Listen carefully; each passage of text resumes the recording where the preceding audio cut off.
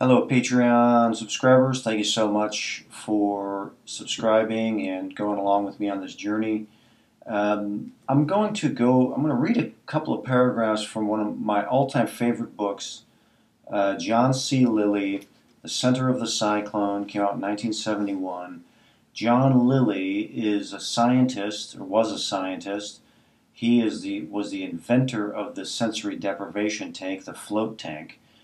We float in buoyancy, neutral buoyancy, in the dark, basically cutting off all the senses and floating like a cork in the dark to explore consciousness, to explore the mind. He is the guy that invented that float tank.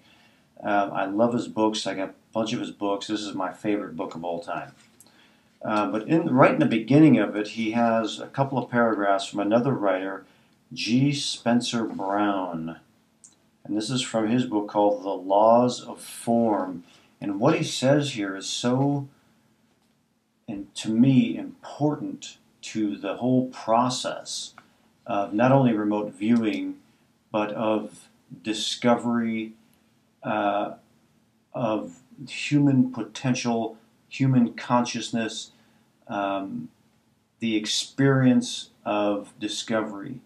He talks about it right here in a way that is so deep and has such profound implications to my work that I read these paragraphs over and over again, like nightly, because it just keeps getting more and more profound. But I love it so much that I wanted to share it with you folks because it's so important to what I'm doing here. He's talking about discoveries and the discovery process. He says, discoveries of any great moment in mathematics and other disciplines, once they are discovered, are seen to be extremely simple and obvious, and make everybody, including their discoverer, appear foolish for not having discovered them before. It is all too often forgotten that the ancient symbol of prescience of the world is a fool, and that foolishness, being a divine state, is not a condition to be either proud or ashamed of. That is so deep. In the tarot cards, that's what the fool represents, that divine state of receiving something. Anyway, back to it. Unfortunately, we find systems of education today that have departed so far from the plain truth that they now teach us to be proud of what we know and ashamed of ignorance. This is doubly corrupt. It is corrupt not only because pride is in itself a mortal sin, but also because to teach pride in knowledge is to put an effective barrier against any advance upon which is already known, since it makes one ashamed to look beyond the bonds imposed by one's ignorance. Oh, he's talking about the reinforcements of the threshold of awareness. So it's so deep what he's saying here.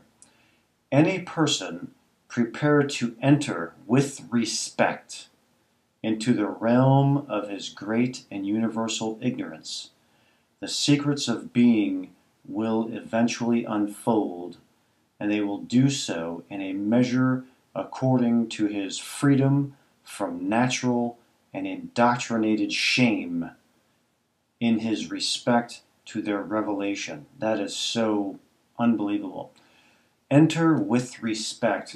He's talking about going into realms of the mind in a specific state of reverence that opens channels of receiving and comprehension and understanding. He's so right on. Any person prepared to enter with respect. Oh my God, it's so intense. He goes on.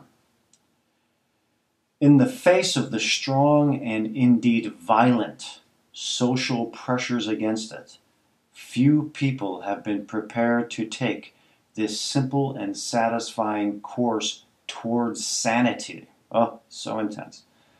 And in a society where a prominent psychiatrist can advertise that, given the chance, he would have treated Isaac Newton to electric shock therapy. Who can blame any person for being afraid to do so? I mean, what he's saying there is that in the way the mental health structure is set today, they would deem a genius like Isaac Newton as mentally ill who needs some form of mind destroying treatment. That is so intense.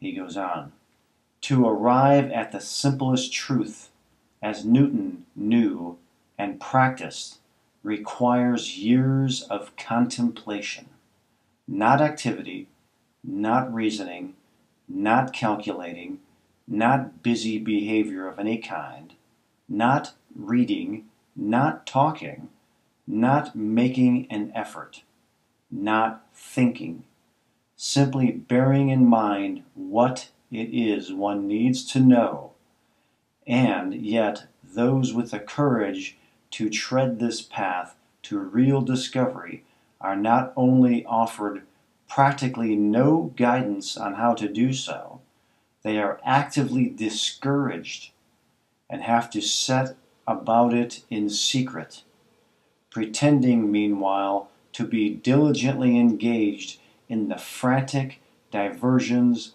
and to conform with the deadening personal opinions that are being continually thrust upon them.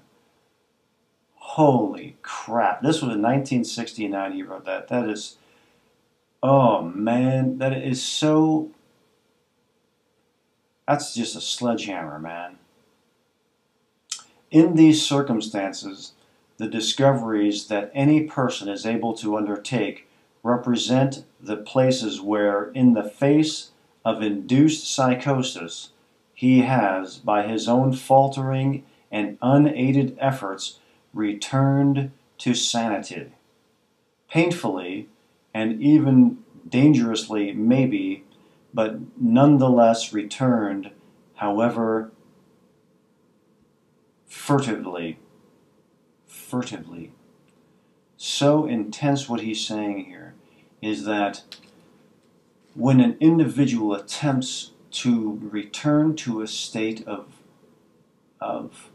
pure curiosity, it is so dangerous to the establishment that their own life could be in danger. It reminds me of the story of Jesus. I'm not a religious person, but the story of Jesus reminds me of what he's saying here, in that you have the story of a person who is, like he's saying, completely in the full discovery mindset, fearlessly goes into a state of pure contemplation, pure creativity, and expresses it, and is so, and it becomes so dangerous to the establishment that they kill him, they torture him in front of everybody, and imprint that story throughout history for the past 2,000 years, meaning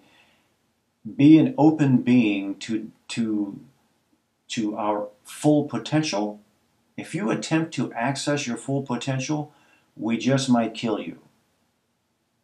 So stay in the box, stay distracted, watch CNN, watch Fox News, get hysterical, because the more hysterical you are, the further away you will be from that state of pure being. That's what G. Spencer Brown said back in 1969. And it is so,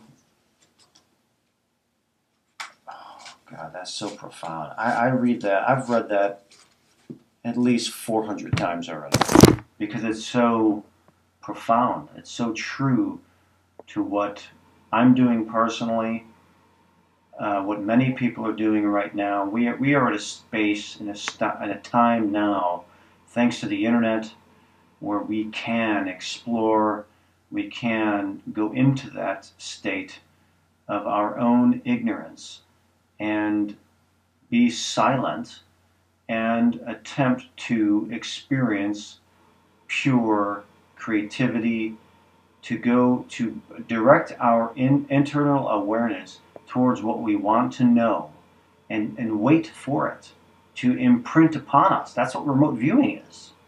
That's what remote viewing is at its core. It just tries to speed it up a little bit. It definitely tries to speed it up.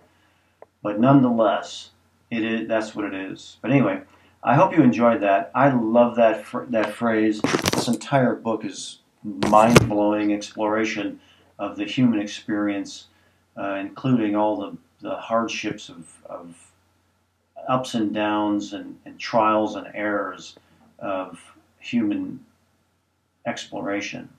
But anyway, I hope you find that interesting, and many more to come.